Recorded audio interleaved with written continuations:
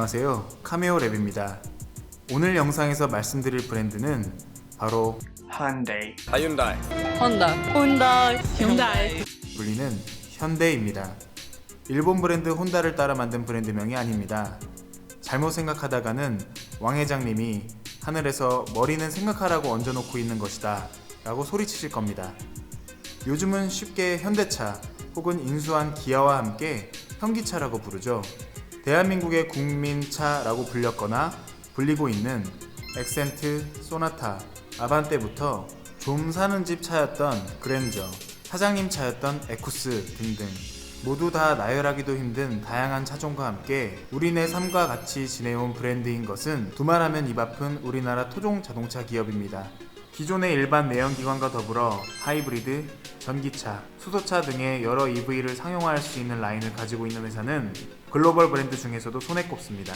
이래도 감이 안 잡히시는 분들을 위해 추가하자면 자체 변속기, 엔진, 시트, 반도체 등의 차량 부품과 함께 차체에 쓰이는 철강은 물론 운송까지도 거의 다 자체 해결하는 완성차 브랜드입니다. 이런 회사가 과연 세계에서 몇이나 될까요?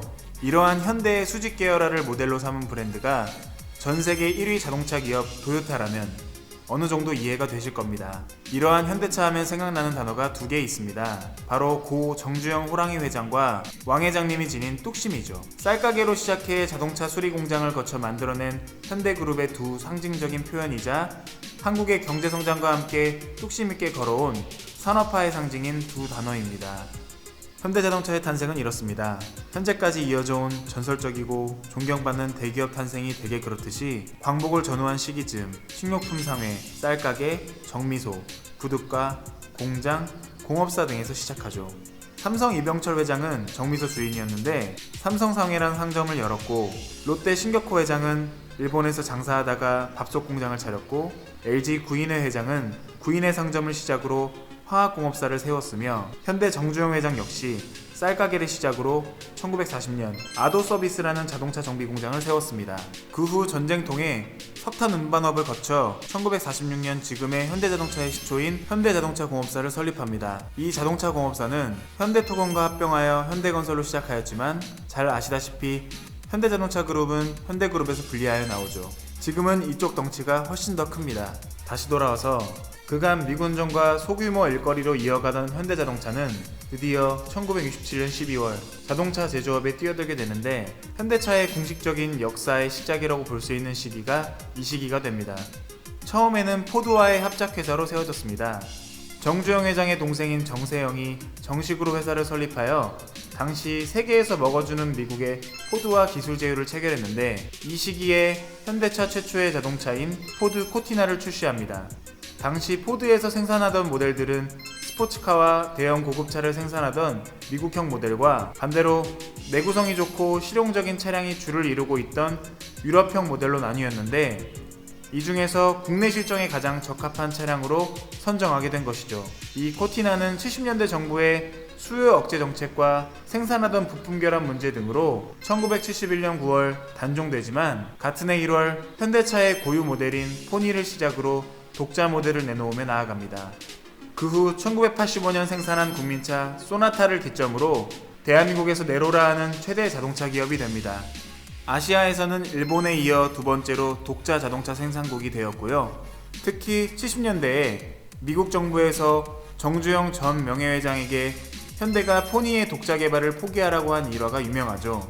독자 개발을 포기하면 중동의 현대건설을 포함한 모든 지원을 아끼지 않겠다고 했지만, 뚝심의 왕 회장님은 노달러를 외치며 모든 압력을 무시하고 밀어붙였습니다. 중동에서의 건설시장 개척과 더불어 현대차 기업 문화가 거칠고 도전적이고 남성적인 이유를 이제 좀 아시겠죠? 1976년 에콰도르와 캐나다에 포니를 최초로 수출한 것을 시작으로 6.25 전쟁 후 빈곤 국가였던 대한민국에서 개발된 자동차를 해외에 내놓게 됩니다. 수출 초반에는 싼 가격과 괜찮은 상품으로 가치를 인정받았지만 80년대를 지나면서 품질 문제와 그에 따른 정비망을 제대로 갖추지 못한 이유로 싸기만 할 뿐 운전할 가치가 없음을 이해해주세요 라는 우스갯소리로 조롱받았죠. 이러한 인식을 바꾸는 데에 큰 노력을 기울였지만 쉽지 않았습니다. 이후 모델인 엑셀, 아반떼 같은 차들의 품질이 발전했음에도 불구하고 2000년대 전까지 현대는 조롱거리 사골 메뉴가 됩니다. 1980년대에 엑셀을 생산하여 처음 미국으로 수출하게 되는데요. 1999년 SUV와 승합차 시장에 먼저 진입하여 기술력을 가지고 있던 기아 자동차와 기아 산하에 아시아 자동차를 인수합니다. 여기서 잠깐 짚고 넘어갈 것이 하나 있습니다. 국내에선 현대차에 밀려 만년 2위지만 봉고를 위시한 승합차, 트럭 부분의 우위를 점했던 기아는 분리 독립한 브랜드인 제네시스와는 달리 같은 계열사의 경쟁회사라는 점입니다. 다양한 현대자동차 그룹의 계열사가 있지만 완성차 브랜드는 현대차, 기아차, 제네시스뿐임을 기억해 두시면 더욱 도움이 될 수 있겠습니다. 다시 돌아와 IMF가 터지면서 라이벌이던 대우자동차가 쓰러지고 이 호기에 맞춰 수많은 모델과 엔진을 비롯한 주요 부품을 손수 개발하고 내공을 쌓으며 자동차 내수 시장의 강자로 군림하게 됩니다. 사실 BMW나 벤츠를 지나가다 흔히 볼 수 있고 눈 두어 번 깜빡이면 슈퍼카도 가끔씩 볼 수 있는 이 시기가 도래한 지는 얼마 안 됐습니다. 즉, 더욱 많은 사람들이 수입차를 탈 수 있는 자유로운 시장과 경제적 여건이 유지가 될 만한 사회가 온 지 얼마 안 됐다는 겁니다. 물론 수입차 시장이야 조금씩 커지고 있었지만 예나 지금이나 우리네 서민차는 다양한 조건이 동시에 충족되어야 했거든요. 싸고, 연비 좋고, 그럼에도 만족할 만한 성능에 그렇게 못생기지도 않은 차로 말이죠. 게다가 성질 급한 한국 사람들은 수리도 금방 되어야 하니 말 다 했었습니다. 현대차는 대한민국 국민과 사회에 꼭 들어맞으면서 필요하면서 동시에 어쩔 수 없는 선택이었던 거고, 이러한 배경으로 현대차는 특유의 특징과 함께 개발도상국 홈그라운드에서 덩치를 키울 수 있던 겁니다. 2000년대를 넘어가며 경제적으로도 세계적으로도 조금 더 탄탄해진 홈그라운드 한국과 놀림받아가며 그간 쌓은 내공으로 다시 도전한 것이 바로 고급차 브랜드입니다. 알만한 자동차 브랜드들이 하나씩은 가지고 있는 프리미엄 브랜드가 있죠. 포드의 링컨, 토요타의 렉서스, GM의 캐딜락 등이 해당됩니다. 특히나 바로 옆 나라 기업에서 당당히 1989년 런칭한 프리미엄 브랜드를 성공적으로 이룩한 사례가 있으니 우리도 할 수 있다고 생각하고 도전합니다. 그게 바로 제네시스입니다. 배경도 비슷합니다. 일본 브랜드 역시 초반에는 세계에서 일본차는 소형차, 소형차는 싸구려라는 인식에서 벗어나기 쉽지 않은 상황이었습니다.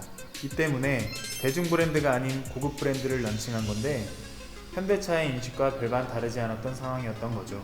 현대가 2003년 처음 제네시스를 개발할 때부터 고급 브랜드로의 런칭을 염두에 두었던 것인데 처음부터 순조롭지만은 않았습니다. 2008년 세계금융위기 때 미국 자동차 3대장이 위태위태하는 것을 보고 계획을 전면 수정하며 일단 현대 브랜드에 속한 고급차로 출시됩니다. 2015년에 와서야 독립 브랜드로 런칭했는데 한국에서는 현대차의 절반이 넘는 시장 점유율을 기반으로 라인업이 세단 3개뿐인 브랜드치고는 판매량이 그나마 성공적이었죠. 반대로 미국에서는 2017년까지 평타는 치는 것 같더니 2018년에는 급락했습니다.